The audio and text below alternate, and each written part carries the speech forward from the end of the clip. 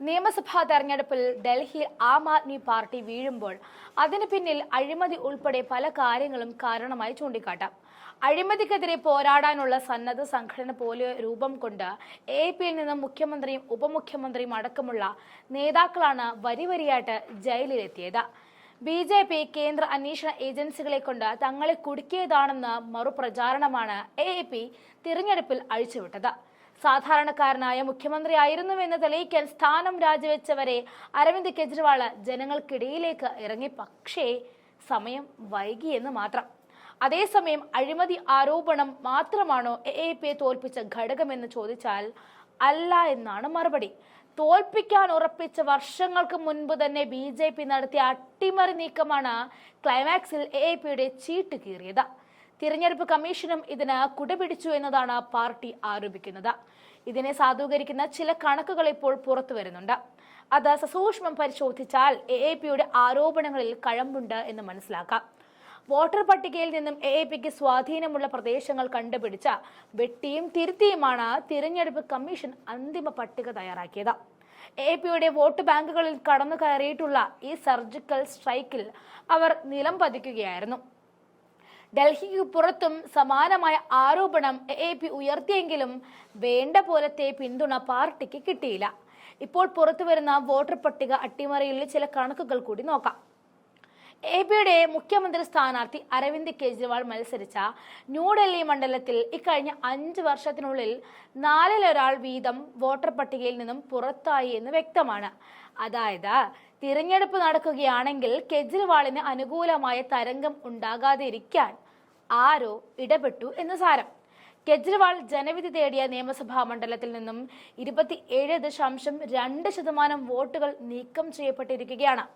2020-ൽ 1,46,122 വോട്ടുകളായിരുന്നു മണ്ഡലത്തിൽ ഉണ്ടായിരുന്നത് എങ്കിൽ 2024 ലോക്സഭാ തെരഞ്ഞെടുപ്പായപ്പോൾ അത് 1,06,365 കുറഞ്ഞു. നീക്കം ചെയ്യപ്പെട്ടത് 39,757 വോട്ടുകളാണ്. അതായത് 27.2% എന്ന് കാണാം. ഈ വോട്ടുകളിൽ പകുതിയിലധികമെങ്കിലും അനുകൂലമായി ചിന്തിച്ചുവരുന്നെങ്കിൽ കെജ്രിവാൾ ജയിക്കുന്ന സാഹചര്യം ഉണ്ടാകുമായിരുന്നു. നിയമസഭാ തെരഞ്ഞെടുപ്പിന് മുമ്പ് 2,209 വോട്ട് കൂടുതലായി ഈ പട്ടികയിലേക്ക് ചേർത്തപ്പെട്ടുവെങ്കിലും അത് കെജ്രിവാളിനെ കാത്തിരിക്കുന്ന തോൽവിയെ തടയാൻ പോകുന്നതായിരുന്നില്ല. 2020 നിയമസഭാ തെരഞ്ഞെടുപ്പിനും 2025 നിയമസഭാ തെരഞ്ഞെടുപ്പിനും ഇടയിൽ കുറഞ്ഞ വോട്ടുകളുടെ എണ്ണം 37,000 മാറി. അതായത് 25.7% ആളുകളും വോട്ടർ പട്ടികയിൽ നിന്നും പുറത്തായി എന്ന് സാരം. ഈ സമയമാണ് എ.പി അപകടം തിരിച്ചറിഞ്ഞത് എന്ന് കാണാം. ഘട്ടം ഘട്ടമായി അവരുടെ വോട്ടർമാർ പട്ടികയിൽ നിന്നും പുറത്താകുന്നു എന്ന് മനസ്സിലാക്കാൻ ഭരണത്തിലിരുന്ന പാർട്ടിക്ക് സാധിക്കാത്തതും തിരിച്ചടിയുടെ ആക്കം കൂട്ടി എന്ന് കാണാം. തിരഞ്ഞെടുപ്പ് കമ്മീഷൻ വൻതോതിൽ വോട്ട് നീക്കം ചെയ്തത് എ.പി വലിയ വിഷയമായി പാർലമെന്റിലും പുറത്തും ഉയർത്തിയെങ്കിലും ഫലമുണ്ടായില്ല. ആം ആദ്മി പാർട്ടിയുടെയും അരവിന്ദ് കെജ്രിവാളിന്റെയും ഈ പ്രതിഷേധം കമ്മീഷൻ പരിഗണിച്ചില്ല.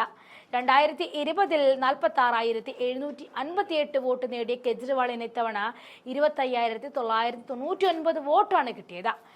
കഴിഞ്ഞ തവണ ബി.ജെ.പി സ്ഥാനാർത്ഥിക്ക് 22,061 വോട്ടാണ് കിട്ടിയതെങ്കിൽ ഇത്തവണ 30,088 വോട്ടായി കൂടുകയും ചെയ്തു. 8,000-ഓളം വോട്ടുകളാണ് ബി.ജെ.പി സ്ഥാനാർത്ഥിക്ക് ഈ മണ്ഡലത്തിൽ നിന്നും കൂടിയത്. വോട്ടിംഗ് ലിസ്റ്റിൽ നിന്നും നീക്കം ചെയ്യപ്പെട്ടത് പ്രധാനമായും എ.പിയുടെ അനുഭാവമുള്ള വോട്ടുകളാണെന്ന് പാർട്ടി ആരോപിക്കുന്നുണ്ട്. സോംനാഥ് ഭാരതി, മനീഷ് സിസോദിയ, സൗരവ് ഭരദ്വാജ് എന്നിവരും സമാനമായ രീതിയിൽ വീണവരാണെന്ന് എ.പി ചൂണ്ടിക്കാണിക്കുന്നുണ്ട്. തിരഞ്ഞെടുപ്പിൽ 2% താഴെ വോട്ടുകൾക്കാണ് എ.പി തോറ്റത്. ബി.ജെ.പിക്ക് 45.76% വോട്ടുകൾ കിട്ടിയപ്പോൾ എ.പിയുടെ 43.83% വോട്ടെന്നത് തോറ്റ ഒരു പാർട്ടിക്ക് സമീപകാലത്ത് ഡൽഹിയിൽ കിട്ടിയ ഏറ്റവും ഉയർന്ന വോട്ട് ശതമാനമാണെന്ന് കാണാൻ സാധിക്കും.